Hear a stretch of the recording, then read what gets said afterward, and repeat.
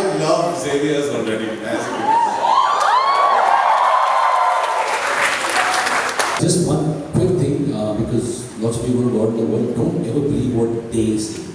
Because Who is this they? they said to Rocky, forget about writing, you never even want to be able to read. We've written 3 books now. They said to me, you would never get into Xavier's college. Here we are sitting at the table. How many of you here, as you've been growing up, have done thumb wrestling? Can we see a show of hands? Oh, excellent. Well done. Right. Now, you may not know this, but thumb wrestling has many, many benefits besides just the joy of dislocating your friend's thumb. We're going to ask you guys to connect now, and we want to see an energy flow. So what energy flow? When we call it, we're going to have to try and win the thumb war with both your hands. Okay, so get up guys, let's get set. Come on, link up. So you got 3 minutes, link up. Link up, let's go. Everybody.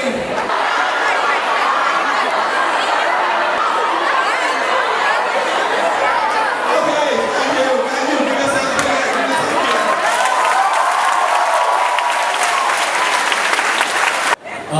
But besides that, the idea of this talk is not so much to talk about the travails of travel. It's to share with you a little bit of what our journey and our path's been like, and some of the things we've learned to do, and more importantly, some of the things we've learned not to do on the show.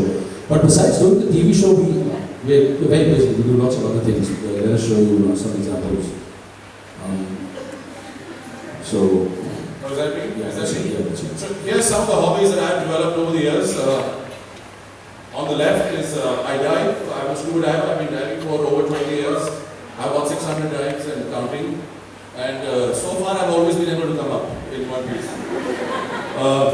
I drive. I'm actually a very keen off-roader. I'm very good, as you can tell by that picture. Nobody ever makes him the designated driver, I can tell you that where we come from. Just I was buried under snow for about 45 minutes. It's no fun. I can tell you that. I had to call in the army, and God bless them. They're pretty much one of the most magnificent institutions of this country, the Indian Army, Navy and Air Force. Just give them a hand because I know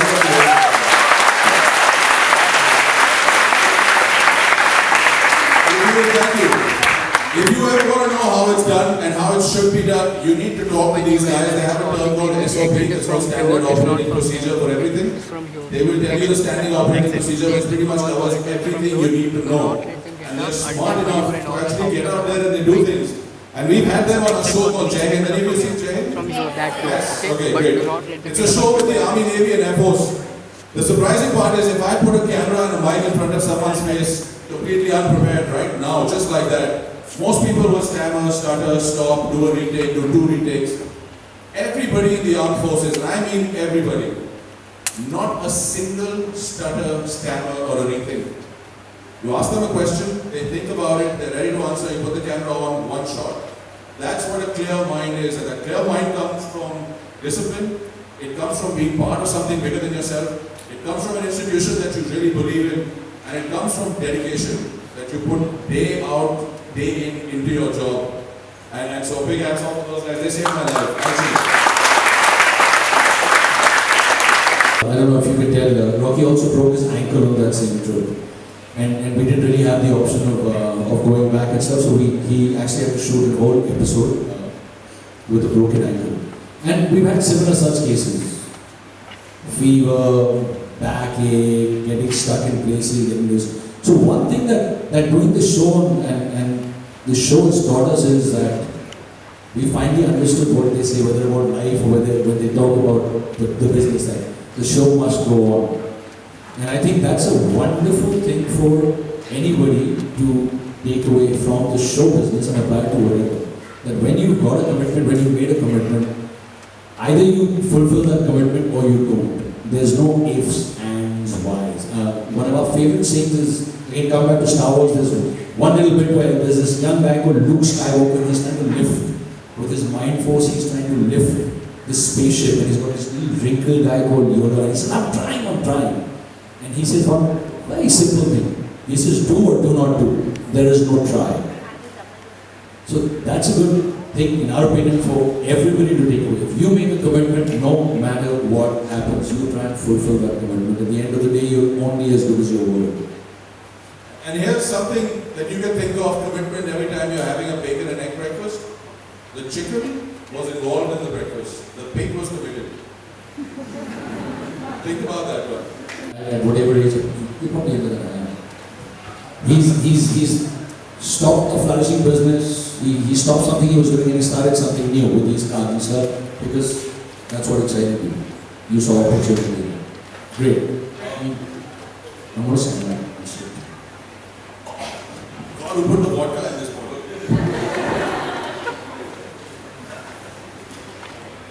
So again, I know this was supposed to be about the travails of our travel, but we thought this was a wonderful opportunity to share some things about what to do and what not to do. Most, if not all of you, are going to get out of the safe environments of an education institution, and sooner than later, your parents are going to give up. Mine waited till I was 28, but they will give up. They say, listen, now you sort your own, you're earning your car, your thing out. So this all is just to encourage you. I read a very interesting statistic. In the next 30 years, according to UNESCO, there are going to be more people graduating from a higher education system than the total of all the people that have graduated since the start of history. So, 30 years is not far down, so that's your competition. Yes, there's lots of new jobs out there, there's lots of opportunities out there, but how do you make the best of those opportunities? So, two parts that I want to talk to you about. A, the difference between job and work, and B, how do you prepare yourself for either? So, and you've been to all kinds of places. I've seen this show sometimes, and I've sometimes I'm not very regular with it. So, have you ever been apprehensive about the fact that you're going to pay out places and you don't know what the food's going to be like, and you know what am I putting in my body, and you know, I mean, you don't know what kinds of, yeah, I mean, look at these bodies, man. After 7 years, they really started, you can put whatever you want. I bet if he chewed cyanide, all it would do is give him like a thirst. No, I think it's a good question, and a lot of people ask us, so how can you eat all that without getting sick? Please sit down. If your question's finished. Okay. The first thing I do is, if I'm going to eat something, I make sure the guy who's made it takes a bite. First. So I know it's edible. Second, you've got to just use your common sense, and here's why it's so important to be sensible.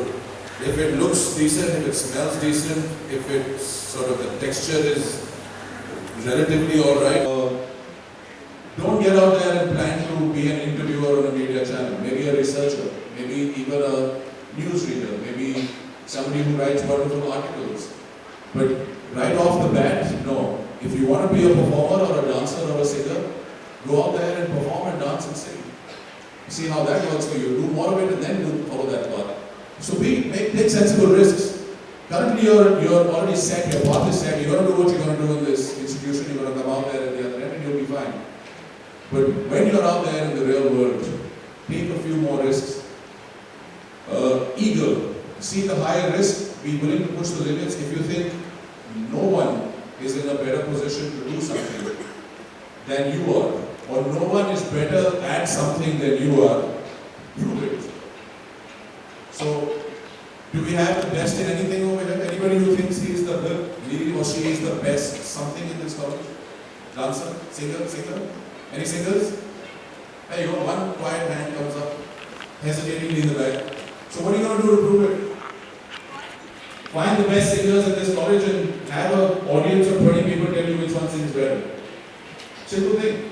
And then you get out there in the real world, find another singer and get another audience, and then again and again and again. And sooner or later, the harder you work, the luckier you're going to get. That's completely